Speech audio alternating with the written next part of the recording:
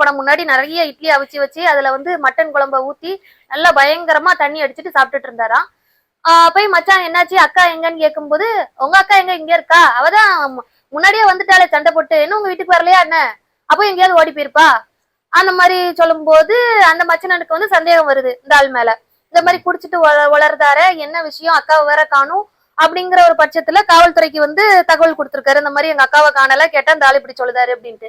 அப்போ விசாரிக்கும் போதுதான் குடி போதையிலேயே விசாரிச்சிருக்காங்க காவலர்கள் அவனை, அந்த ஆளை. அப்போ விசாரிக்கும் போதுதான் ஏதோ ஒரு ஆக்ரோஷத்துல நான் தான் கொன்னேன் அந்த மாதிரி ஏதோ சொல்லிட்டாரு. சோ அதை வந்து பிடிச்சுக்கிட்டாங்க காவல்துறையினர். பிடிச்சு தீவிரமா விசாரிக்கும் போது இந்த மாதிரி 2 மாசம் முன்னாடி கொண்டு இந்த மாதிரி புதைச்சிருக்காரு.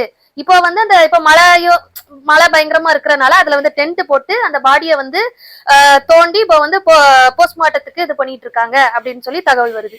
ஓகே, இது வந்து ஆக்சுவலா அந்த கொலைக்கான மோட்டிவ் என்ன மேடம்? மோட்டிவ் என்ன,